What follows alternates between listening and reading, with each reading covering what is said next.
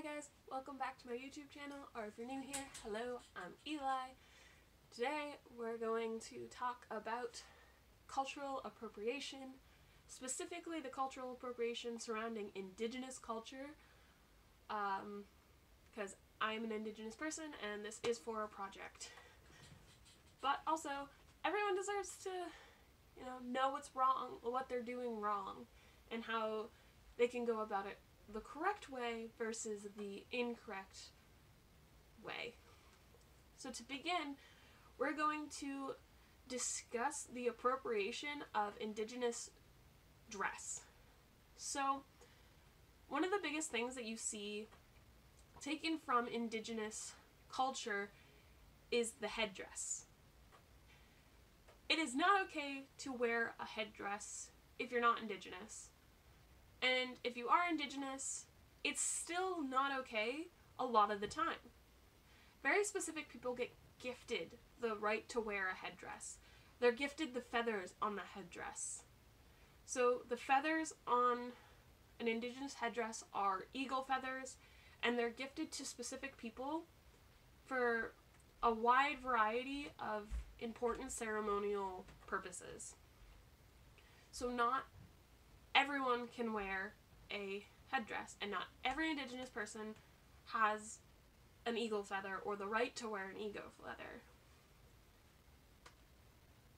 So when you, as a non-Indigenous person, are wearing the headdress, partying or drinking or just for fashion purposes, it's very disrespectful to the Indigenous people of Canada, because I live in Canada, so I'm specifically talking about the Indigenous people here, but it's also inappropriate anywhere.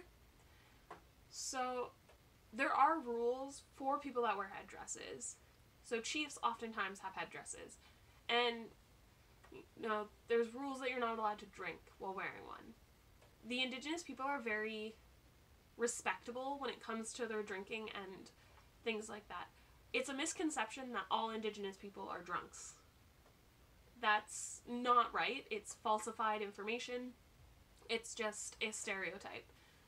Sure, there are some Indigenous people who do have drinking problems, but that's due to intergenerational trauma caused by past experiences with residential schools, 60s scoop, and the genocide of our culture. Not everyone drinks. Not everyone does drugs. And to lump them all together is very disrespectful and rude, because there are a lot of important things to know when it comes to drugs and alcohol. An Indigenous person is not allowed to hold, from my personal experience, they're not allowed to hold an eagle feather if they've been drinking. And other people aren't supposed to have eagle feathers when they've been drinking, because alcohol skews your perception of everything. It messes with your brain, and you're not thinking clearly. And when you hold a sacred item such as an eagle feather, you're supposed to have pure intentions, and you're not supposed to be out of it, from my understanding. This is from personal experience, meeting a Mohawk man who let us hold feathers for a workshop that I was doing, and a man wanted to hold the feather for longer because we were offered to, but he was intoxicated, and so the elder told him he wasn't allowed to. Another piece of clothing that gets worn a lot that is inappropriate is interpretation of Indigenous regalia. So regalia is the outfits that Indigenous people wear at powwows, which is a celebration that Indigenous people have. I recently went to a powwow, and the regalia is beautiful. A lot of times for women, it covers them from their shoulders down to their arms, down to their feet. And then they wear moccasins, which cover their feet. Regalia is beautiful. There's all different types of regalia for specialized dances. And regalia is very sacred. Everyone that has regalia puts a lot of time, effort, money, heart, and soul into their regalia. their regalia can be years in the making. And it's very disrespectful to call it a costume, to touch it. You can ask questions, 100%. Feel free to ask someone what a symbol means, because a lot of people will wear, symbols of their clan or other symbols that correlate with their lives on the regalia. Also, people will color coordinate their regalia depending on their age, so younger kids can have, mainstream regalia that has Batman or other superheroes or things like that, and as they get older, they customize it and change it for who they are as they're aging. And one of the issues that we faced in the recent past was an article from 2017 about the 150th anniversary of Canada. Someone wanted to wear an Indigenous-inspired costume. First off, calling it a costume is very disrespectful. It's called regalia, and it's beautiful, and it's wonderful, and it's sacred. Second, the outfits that were inspired by regalia were not, because regalia is very modest. You dress modestly when you go to a powwows, even if you're not dressed in regalia, because not all Indigenous people wear regalia. You have to dress modestly. Women are to have their shoulders covered. Most women wear skirts. Men wear nice button-up shirts. A lot of the time, you want to look respectable and modest when you're at powwows, because yes, they're fun and you get to dance and enjoy people, but you want to be respectful about it, because it is a very sacred thing, and it's a ceremony in a way. So the inspired by outfits were very scantily clad. There were women that were, full view of everything. There was nothing left to the imagination, really, and that's an issue, because that's not a true representation of what Indigenous women dress like at powwows. And, a lot of people are upset about that, because it does put that misconception in your head that that's what regalia actually looks like, or that, it's not a positive experience for people, and it's very upsetting. And then another issue that also surrounds that is people use Indian-inspired things as trends. The headdress is trendy. People wear it at Coachella, or they wear it to sports games, because there's the Redskins team, which is problematic in itself as a name. And then people are using them to win competitions like Miss Universe. And, people are using it to claim that they're trying to show respect and inclusion of Indigenous individuals, but it's actually kind of alienating, because you're trying to show that this is what their culture is when it's not. And you're taking aspects of their culture outside of the cultural circle of what that specific item represents and symbolizes. So it's an alienating thing to walk down the street and see, a non-Indigenous person wearing a headdress and costumes of Indigenous people. And it's upsetting. And a lot of people get mad or call people who cry cultural appropriation crybabies.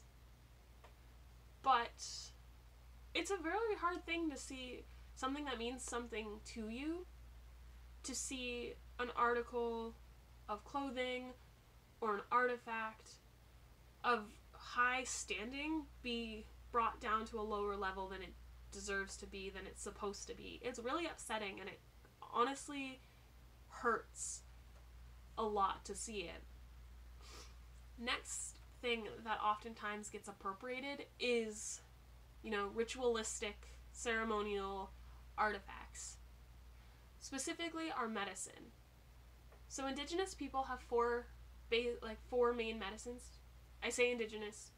It depends. Sometimes I believe they can be different, but on you know, the medicine wheel that everyone knows, the like 4 colors of the black, red, white, and yellow. There's 4 basic medicines: sage, sweetgrass, cedar, and tobacco. Sage has become a mainstream, trendy topic lately. Major brands like Sephora, Urban Outfitters, Amazon, they're selling sage and smudging kits as mainstream profitable gimmicks, to put it lightly, and that's very upsetting.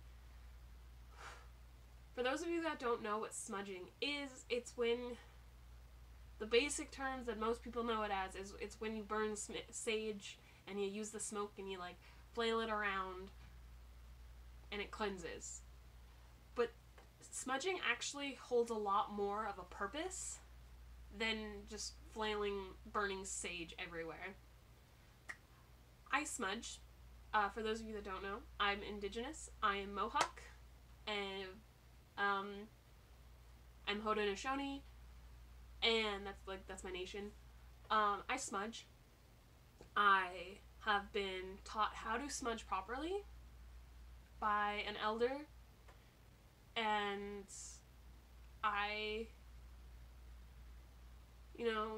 there's a lot that goes into smudging. It's not just burning sage and using the smoke. There's a lot of, you have to have the proper intention. You want to have properly sourced sage, because if you're buying sage from a mainstream organization such as Amazon or Sephora, you can't always tell where it's sourced from, and that's not the greatest thing to have. You want to know where your sources, like your resources, are coming from if you can. I get my sage from my doctor's office, so I know it's coming from Indigenous people, and it's not genetically modified or chemically modified in ways that other organizations might be doing it, because my sage isn't being mass produced the same way that the sage that you get on Amazon is. And then you also have to be careful because each medicine has a different purpose. So sage is used to cleanse, but other medicines can also be used to cleanse and promote positive spaces, whereas like other ones you don't want to use for specific ritualistic things. And you can smudge wrong. So smudging is used to cleanse and promote positive energy, but if you do it wrong, it can actually invite negative energy into your home. And not everyone believes in energy and negative energy and that, but for those of you that do, that are buying smudge kits because that's something you believe in, it can be problematic. It's the same concept as a Ouija board, in a sense. It's not, but it is. Whereas like with a Ouija board, you can talk to this spirit world, but you can also invite in negative energy and a negative spirit. Whereas with sage, you can be smudging to try and cleanse and bring in positive energy, but by doing it wrong or not knowing what you're doing, you can actually be inviting in negative energy that you don't want in your home. So, a lot of organizations have been getting backlash from the Indigenous community telling them that it's not okay that they're selling our culture, our ritualistic medicines for profit. And we've gotten back, pardon my language, but half-assed apologies, where you're apologizing. Like, these organizations are apologizing. They're saying sorry, but then they're claiming that they never promoted it as a ceremonial thing. They're not promoting it in a way that should be causing Indigenous people to be upset. But if you go back on pictures of the things that they've promoted, it says, perfect for cleansing your home or promoting positive energy. It's great for cleansing your soul. And those are things that aren't okay to, correlate with something that's being appropriated. And one of the reasons that this can be considered appropriation, not everyone will see it as appropriation. It's appropriation because Indigenous people were denied the right to do it. for decades, Indigenous people weren't allowed to partake in ritualistic ceremonies. They weren't allowed to have powwows. They weren't allowed to wear their regalia. And if they were caught, in their regalia or smudging or having their powwow dances, they'd go to jail.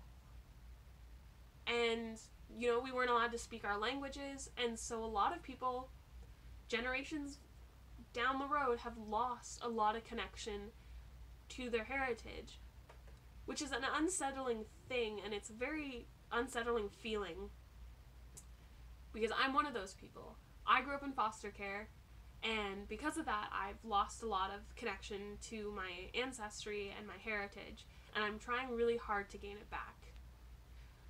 But it's hard to see that mainstream trendy things are my heritage, because I know how many people were sent to jail.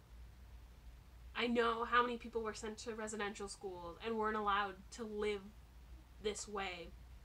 And now the people who took it from us and thought that it was satanic or devil worshipping or whatever they thought it was, now those people, or it's not directly those people, but a culture that tried to kill our culture is now taking the stuff from us and using it incorrectly and without second thought or a simple regard of how we as a culture feel.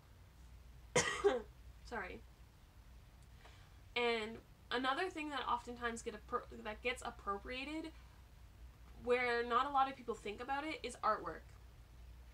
So the Haida people in BC have rights to their artwork, and their artwork's very specific. If you look up Indigenous art online, you'll see pictures of it, and most of what you see is Haida art. It's the very bold tribal artwork that you see. That's typically Haida, and they own the rights to their artwork. But people are still taking it without permission. In 2017, there was a artist in BC who, got a letter, an open letter, just explaining to her that it wasn't okay that she was using this art form, that she was appropriating a culture, and that the people of the culture were upset. Over 100 Indigenous people signed this letter, and in defense of what she was doing, she tried to play it off like it wasn't cultural appropriation. And, she explains how decades before she had met this Indigenous artist named Vincent Newman and was mesmerized by his artwork. So she went to talk to him about it, and, he explained a little bit about his artwork, but he very blatantly told her that she wasn't allowed to use it because it is his culture, it's his people's artwork, and it's not okay to take something like that. So he very nicely told her that she wasn't allowed to use it. And she disregarded his words and started to use it. And she made thousands of dollars off of artwork that incorporated Haida art. One of her paintings sold for upwards of $29,000. And it's sad because Indigenous people that make art don't always make that much. An Indigenous person can sell artwork for hundreds of dollars, maybe, and this other person who's not of the culture is using the culture and profiting largely from it. And that's a thing that starts to get complicated, because it's not just appropriation in the sense of she's stolen this art form and she's taken it without permission, but she's now using it for her own gain, which is heartbreaking. So Haida art's oftentimes stolen, but something that's more oftentimes appropriated that we don't think about is the dream catcher. If you don't know what a dream catcher is, it's the little woven webs with feathers that people hang over their bed or random places in their house. And this was appropriated. It's actually tied back to Ojibwe culture. You know, it goes back to Ojibwe culture. In, like, some research I found it went back to Ojibwe culture. Other research I found it went back to the Lakota people. But it always goes back to an indigenous culture. And now people are of non-indigenous heritage are making them and selling them. So they're profiting from something that, you know, is supposed to go to infants. And a lot of people in communities will gift them. Dream catchers are oftentimes gifted to other people. And again, going back to the Mohawk man that I met that wouldn't let the gentleman hold the eagle feather when he was intoxicated, explained how he makes dream catchers for people, but he doesn't charge them. He gifts them. And it's upsetting because people will make dream catchers and profit off of them, or they'll make other indigenous things such as moccasins and profit largely off them, when, you know, you can go down to a reserve community and buy moccasins straight from the source, and then you're supporting that culture respectfully, and you're supporting that community. I want moccasins very badly, but I'm gonna wait until I can go to a reserve and get them, so that I'm paying forward. You know, I'm benefiting the community, and I can learn the story of the moccasin, because everything has a story. The dream catcher has a story. The moccasin has a story. The regalia and the headdresses, everything has a story. It has a purpose, and it has a meaning. And when mainstream culture is taking it out of context and then just throwing it at people as a trend, it's very unsettling, and it's heartbreaking, because these are things that are centuries old. You know, there are centuries of stories associated with it. There's teachings that go with these things, and all of that's being disregarded. And honestly, it breaks my heart, and it's very saddening. So that's basically cultural appropriation in a nutshell. It's when you take something from a culture that at one point was denied. So all of our ceremonial things were denied to us. We almost lost connection with so much of our culture because it was illegal. The government made it illegal for us to practice. And now it's become such a mainstream money grab that everyone can partake. Everyone can get it without facing any consequences. And that's when it becomes appropriation. There's a fine line between appreciating something beautiful that you enjoy. You can smudge. I know many non-Indigenous people who smudge, but they've gone out of their way to learn how to smudge properly. They've talked to elders or healers. They've talked to people who have taught them the basics of smudging, and they understand the actual sacredness of it. They're not doing it because it's cool or trendy.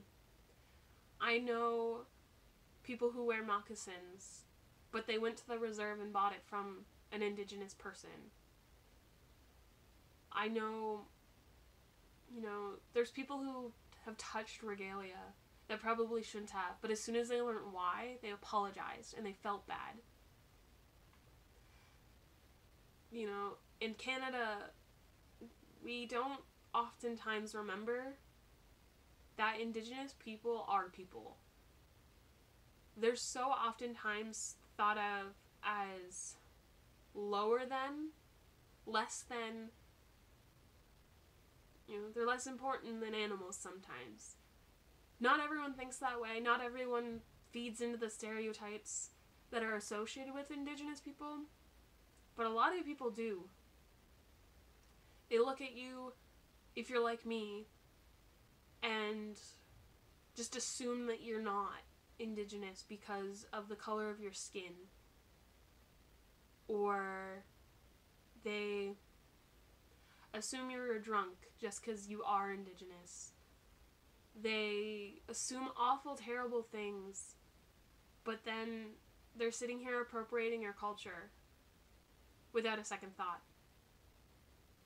So think about that before you go and buy a pair of mukluks or moccasins, before you order your smudging kit, before you wear a headdress to Coachella or Indian costumes for Halloween or other celebrations. Just consider the fact that you are appropriating a culture, that you are stealing aspects from someone's identity and their history and their lives that they've lived, or their lives that they've been denied. And please consider, if in your gut, when you're trying to decide if you should do something, if something inside of you asks you, is this right? Am I doing something wrong? You probably are. There's something inside of you telling you that this might not be okay, and I'd listen to it.